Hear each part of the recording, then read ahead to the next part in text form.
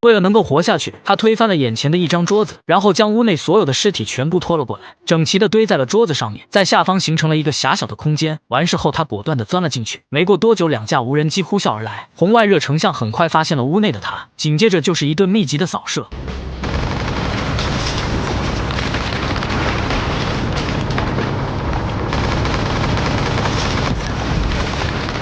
女孩的操作成功帮她挡过一劫，而这正是由史泰龙参演的新电影《警报站》。虽然龙叔已经年过70，但老当益壮的他依然能打，面对一群全副武装的雇佣兵毫无压力，一梭子下去全部撂倒。那么话不多说，咱们正片开始。位于波兰的一处度假村内，男主乔和女邻居布里正在这里散步，但突然他们听到了一阵剧烈的响动，意识到不对的乔马上赶了过去，却在森林中发现了一架坠毁的飞机。以防发生危险，乔让布里带着众人先行离开，但布里表示自己是名医生，可以留下来帮忙。随后2人来到了坠毁的飞机旁，看到了机舱内已经丧生的飞行员，从死相判断应该是遭到了枪击。乔注意到了其中一人脖子上的标记，立刻意识到这是一名特工，他很清楚这个标志属于哪个组织。显然这并不是一起简单的坠机事故，但乔没有注意到飞行员手中的对讲机是打开的，好在被布里及时发现。乔立刻取下对讲机扔到了一边，但还是晚了一步，因为他们的谈话已经被神秘组织截取到。 He's one of ours, and he's been missing for 5 years. Where are they? Poland.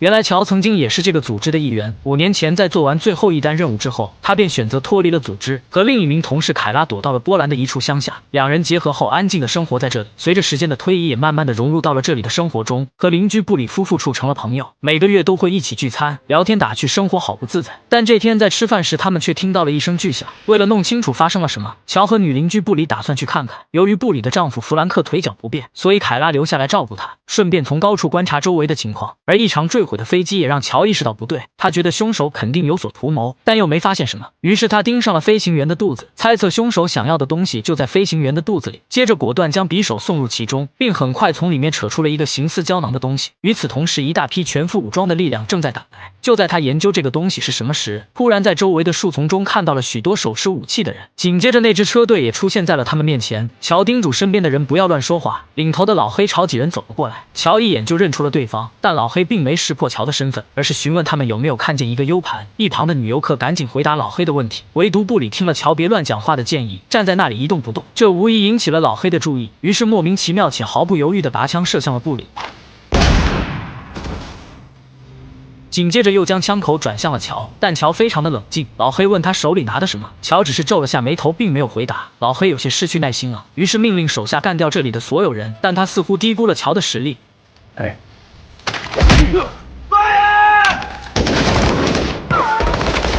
双方迅速在丛林中展开了激烈对射，枪声也引起了屋内凯拉的注意，于是立刻将弗兰克扶了起来，并将其送回到了家中。在从对方的口中得知家里没有防御的武器之后，凯拉一拳头打碎了浴室玻璃，从碎片中捡起一片最尖锐的，用抹布包好后交给了弗兰克，然后将自己当作目标，教授了他使用的办法，并告诉他一旦发现有人进来就立刻使用这一招。随后返回到自己家中，摘掉了身上佩戴的饰品，迅速换了身行头，穿戴好武器装备，提着那个装满了秘密资料的手提箱来到了户外，启动了自毁程序，让其在大火中化成了一堆齑粉，接着打算去寻找乔，协助他撤离这里。此时的乔还在丛林中和这群雇佣兵纠缠，他这一跑也彻底坐实了 U 盘在他身上的事实。由于对方人数众多，所以他只能一边奔跑一边寻找机会还击，消耗对方的有生力量。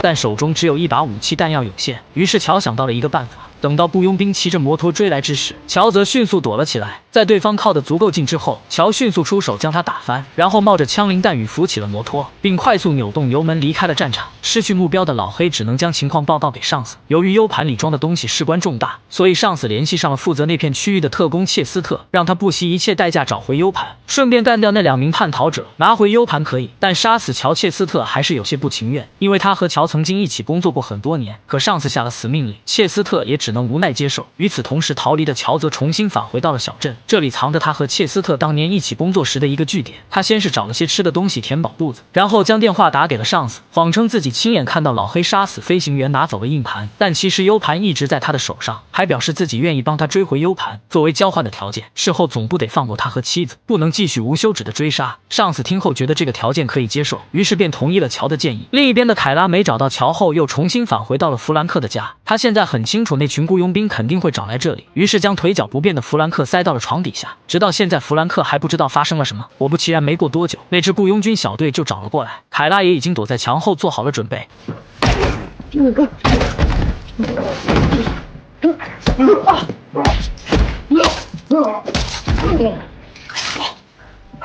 3下5除2，3名雇佣兵被凯拉轻松收拾。就在他刚将尸体全部处理好时，乔的电话就打了进来。他告诉凯拉，切斯特和老黑都来了，这次他们有麻烦了。凯拉让他来弗兰克家里，两人可以一起面对这一切。但乔却告诉他自己得先处理一些事情，而他所要处理的事情正是切斯特。此时的切斯特正在和上司通话，但上司并没有将承诺给乔的事告诉切斯特，也就是说，猎杀乔夫妇的命令切斯特还得执行。而乔其实也猜到了这一点，他很清楚做他们这行的人没有信誉可言。而切斯特在确认命令后，拿着武器来到了乔的秘密基地，结果并没有在这里看到乔。可等他返回到自己家时，乔却已经在这里等候多时。但切斯特似乎并不意外，显然他还是比较了解乔。接着倒好了2杯伏特加，也算是对两人5年来初次见面的庆祝。但这次乔并没有喝，他很尊重自己的生命。随后切斯特询问乔为什么会这么努力的想要拿回那颗 U 盘。乔告诉他老黑来了，可自己的妻子还在村子里，他愿意拿回 U 盘交给他，但前提是他得协助自己去救妻子。切斯特听后还没来得及回复，就听到楼底下传来了引擎声。原来是老黑派了一群手下赶到了这里，但切斯特显然不会看着老黑的手下在自己的地盘上撒野，于是拿起了一把带有弹鼓的喷子，顺便还给了乔一把。而这时那群雇佣兵刚好冲了上来，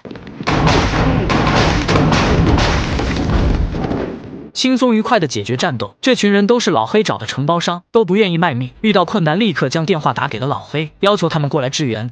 Tell them I'm on my way. 另一边的凯拉也回到了村子，这里还有很多游客。不久之后，老黑的一名手下找到了这里，所有人都被吓坏了。下一秒，凯拉突然出现在他的身后，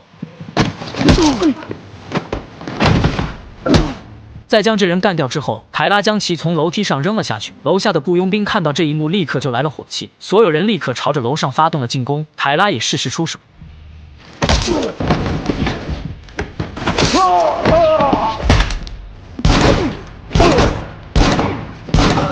但就在他准备捡武器之时，身后又突然出现几人，这下凯拉只能乖乖举手投降。对方见凯拉是个女的，于是便打算上前搜身，而凯拉则将手伸向了自己的头发。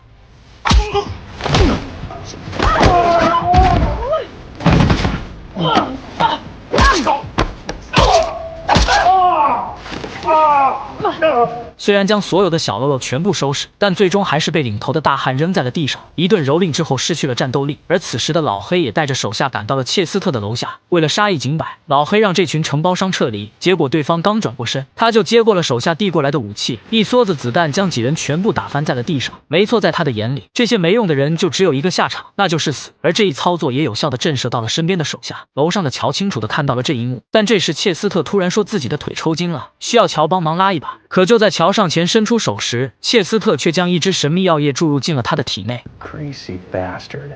Sorry, kid. You got about an hour.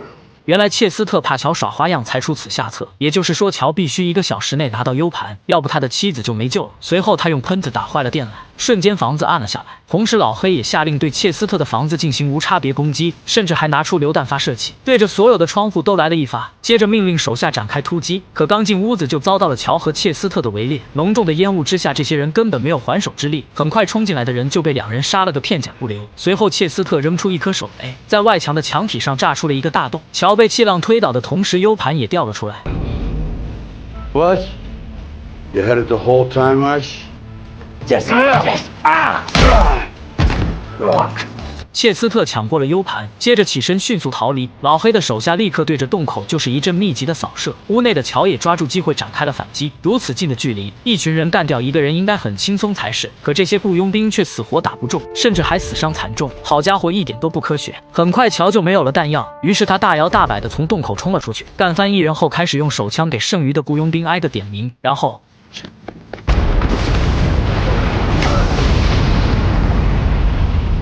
乔刚刚反应过来，老黑便出现在身前。乔不紧不慢地靠在了一边，而老黑也收起了武器。乔说东西被切斯特拿走了，但老黑听后却并不着急，而是告诉乔他也被人算计了。原来那2名飞行员就是上司派他去杀的，因为知道那2人手里有 U 盘，所以上司派他去拿回来。但人杀了 U 盘却没拿回来，所以上司便打算干掉所有知道这件事的人，让一切真相石沉大海。可不巧的是，计划被老黑得知，所以他现在的首要目的不是 U 盘，而是活下去。这下2人算是有了同一个目标，打算一起合作破开这无解的局面。与此同时，另一边的凯拉也被雇佣兵控制，为了让凯拉引出乔，对方拿走了他的通讯器，还要求他打电话给乔。为了打消对方的怀疑，凯拉刚开始表现出了很不配合，眼见时机差不多了，于是接过通讯器开始输入号码。但几人不知道的是，凯拉输入的是一套自毁程序。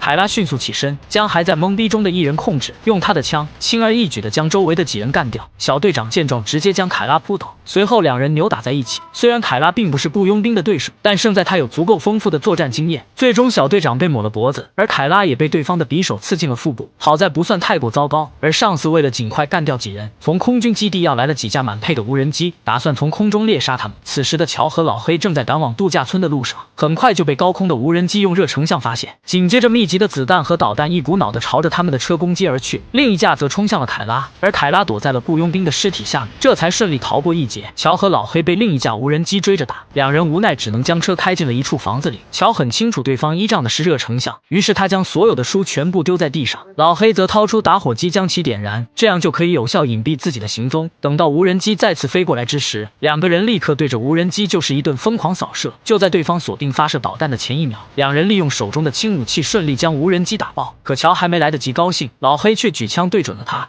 Yes, you did, American Joe. As I said before, barbarism. 好在凯拉及时出现化解了危机，但很快另一架无人机就发射出了更多的导弹，2人立刻跑向远处，但最终还是被气浪掀翻。第2天天一亮，乔带着凯拉回到了村子。凯拉有些累，于是就打算坐在旁边休息一下。这时切斯特却突然走了出来，原来他知道乔剩下的时间不多了，作为老友打算过来送他一程，但没想到乔看着没事，而他自己却莫名出现了乏力感，连枪都拿不住了。原来乔当时在返回秘密基地时，意外注意到了死去的飞行员，因为在切斯特的楼下，乔猜测可能是切斯特干的，于是就在切斯特出门找自己时，潜进房间找到了毒剂并进行了更换。而切斯特之所以中毒，是因为乔在他上厕所时将毒剂倒进了他的酒里。切斯特知道真相后拿出了解药，却被乔一把夺了去。Fuck it. I deserve it. You win. Just take off. 但最终他还是将解药还给了切斯特，因为他很清楚接下来上司一定会对他展开猎杀，而他现在需要队友，切斯特无疑是最合适的人选。2人达成了协议，接下来将一起同生共死。此剧结。